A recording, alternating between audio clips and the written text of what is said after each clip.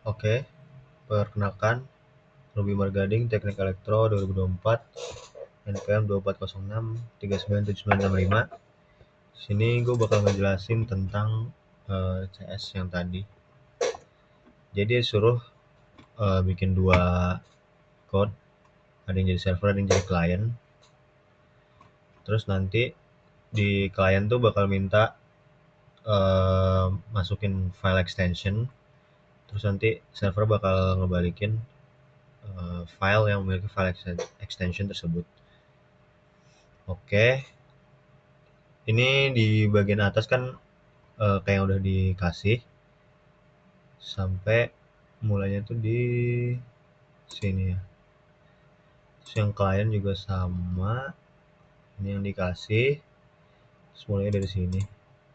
Oke, dia pertama bikin sebuah string request, terus ngambil requestnya tuh apa, dia mau file dengan extension apa, habis itu di send ke si server. Nah, habis itu di server itu di receive, habis itu tapi harus kayak 2 tahap gitu. Jadi bikin dulu buffer, suatu array buffer buat nerima si ini yang tadi yang dikirim requestnya. Habis itu baru nanti nilai buffer itu dimasukin ke suatu string request. Oke. Terus kalau misalnya request udah dapat, itu diproses di sini. Di sini gue bikin suatu vektor dengan data type file. Gue kasih nama found. Jadi yang ketemu gitu ya. Kalau file ketemu nanti dimasukin situ. Ini kayak di Python, jadi for f in file list. Kalau misalnya type-nya itu sama dengan yang di request, nanti di pushback ke vektor found ini. Habis itu ini buat ngecek. Jadi kan dia ada dua kondisi ya, antara dia ketemu filenya atau enggak. Kalau misalnya dia itu found-nya empty, dia berarti statusnya gagal. Tapi kalau enggak berarti statusnya berhasil. Habis itu di send statusnya itu ke client. Nah, klien itu nerima sama kayak tadi, 2 tahap. Jadi bikin buffer dulu, baru dimasukin ke status si nilai buffernya ini. Terus dicek kalau misalnya statusnya itu gagal, ya udah dia ngasih output file dengan ekstensi ini nggak ada gitu kan. Tapi kalau misalnya ada, itu mulai.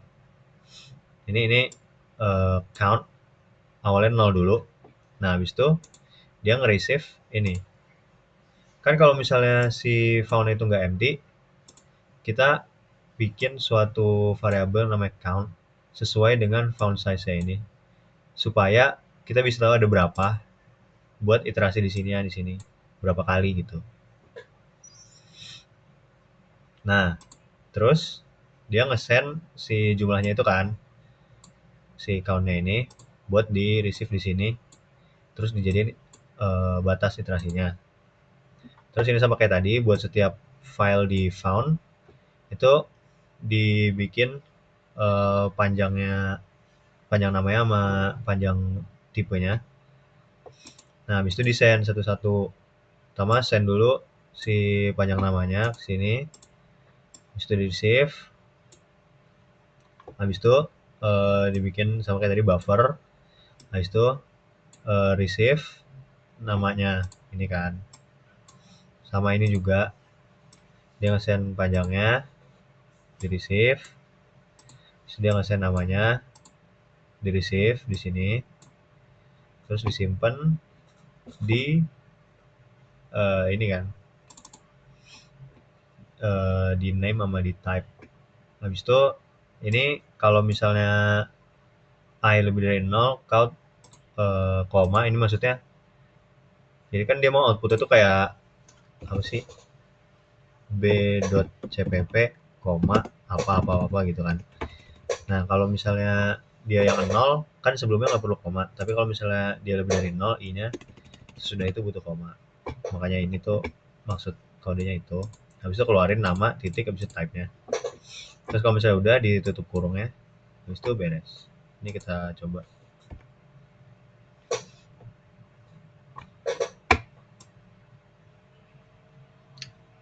Kita tunggu dulu.